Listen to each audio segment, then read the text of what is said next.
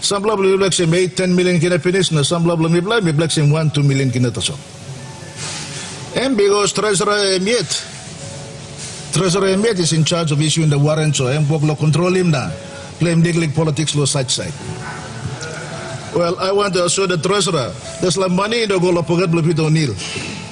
I mean, the goal of Pugat one member, I mean, goal of people, so, do the right thing. Our people still need health services. Our people still need education services. And what is allocated must be given to that allocated vote so that it's disbursed in the proper manner. When you have a large section of the budget, now almost 10% of the entire budget, which is this allocation will bring that vote 207 to over 2.5 billion, 2.6 billion or 7 billion kina. Which is at the discretion of the Treasurer and, of course, his department. It doesn't stop him from reallocating those. And this is where the concern is. There is no accountability. You are talking about 10% of the entire budget of our country. It is no small matter for us to joke around here because you have been looked after or your electorate has been given priority. It is about accountability to our nation, to our country and to our people. That's what we're asking for. We are not asking you to reallocate that to my electorate or someone's electorate. But we give credit where it's due. We will commend you when you're doing a good job. If you are going to fix PNG power, as you said you will, and that's what the Minister for Trade and Investment is saying, but I can't see it anywhere in the speech. I don't know which page the Minister is hearing from. I thought the Treasurer's reference to PNG Power was about 250 or 200 million dollars that they borrowed from ADB, which I understand was parked at Treasury or Finance and didn't go to PNG Power or all the other agencies that are supposed to fix this problem that we are facing today. Come on, be realistic. Be realistic. This is your country too. This is where we need to get each one of us to be accountable. I know the Treasurer's speech made a reference about me not taking ownership of some of my decisions when I was in government. I'm still here. I'm taking ownership of them. Yes, I'm facing them. But, we all have to do the right thing. That's accountability. We want transparency in the discharge and disbursements of these funds, Mr. Speaker. Mr. Speaker, just by reading, I didn't have the time to read all the speeches that the Treasurer has presented, but just about conclusion. Now, he's focusing on programs which are quite good for our country, like PNG Connect. We are not in disagreement with that. I think the good member for Pobenda forgets that, I started that program, and it's good to see that the government is taking ownership and running with it. That's good for the country. I'm not asking for a medal, my friend. I don't need one. But I'm asking you to be responsible.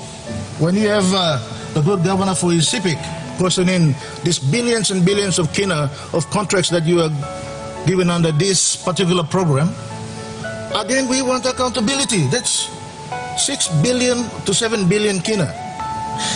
It's a good program, but we need to know how are the contracts being awarded? To whom? Is it been advertised? Is it been assessed properly? There's nothing wrong with awarding contracts. We all know what's going on. But we need to be accountable to the people and be transparent. Some blow me, some community blow me, stop the bullshit. But some of these programs are just supporting one-sided. These people are still citizens of this lovely country. And Mr. Speaker, these are programs, if there are programs that are continuing to be funded, these are big ticket items. They need to be clearly identified and not parked under some other divisions where you can have a discretion of just spending. So I ask the Treasurer to be more transparent, and if they are going to say that they are spending record amounts of money in law and order, which is good. But I support the member for Pondeda about hire cars and things like that. I think that's become the second biggest expenditure apart from salaries and wages for the police department. Again, we know what's going on there. Why can't the police department own their own cars? Why do we have to continuously hire cars and spend millions and hundreds and millions of Kina? Again, if we are going to allocate money for hire of cars in the police department, let us clearly identify it. In the budget, so there's a line there saying we are allocating 100 million Kina for hire cars in the police department. Not hide it somewhere and then we just spend it because it's good for us. Mr. Speaker, the challenges we have, we all know: power, water, fuel, medicines, law and order. If we're talking about law and order, as I said, some of the provinces are saying they're getting only 10,000, 20,000 Kina a month to just buy fuel and run their costs. How can you run the police station like that? If it's a big allocation of 1.8 billion or something that the treasurer just mentioned, why can't you give it the allocation directly to the police station in Kundiawa or Kimbe or somewhere? If they are going to have an operational expense of 500,000 or 2 million Kina a year, allocate 2 million directly. So everybody knows that that particular police station is receiving that money to run law issues in the country. When you allocate it directly to the headquarters at Port Moresby, we all know where it's going. These are realities that we are facing, and the treasurer has got an opportunity with this record revenue to correct this. Are you all my person? That's what we are asking for, Mr. Speaker. That's what we are asking for. With quite a substantial windfall of close to over 700 million Kina.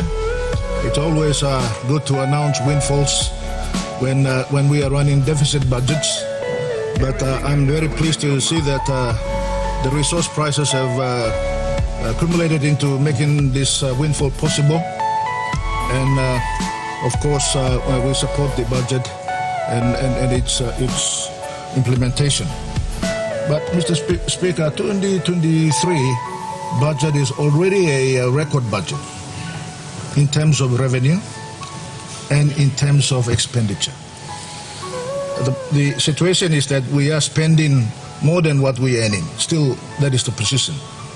But I'm very pleased to hear one good news out of this supplementary budget is that Treasurer is committed to this Honorable House and to our nation that it will reduce deficit by 1 billion Kina in 2024.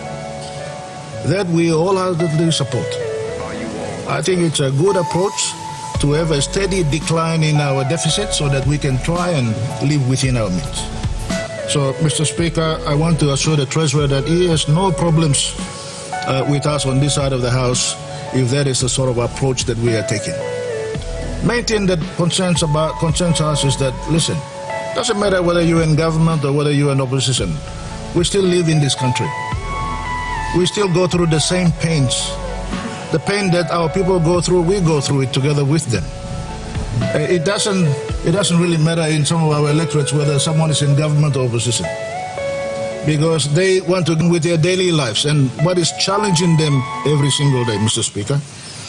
And Mr. Speaker, you know the point that some of the members and especially the Shadow Treasurer has brought up about vote 207.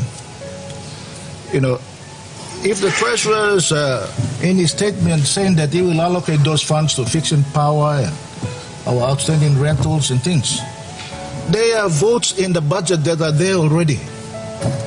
You can specifically allocate them to those budgets. So we support that.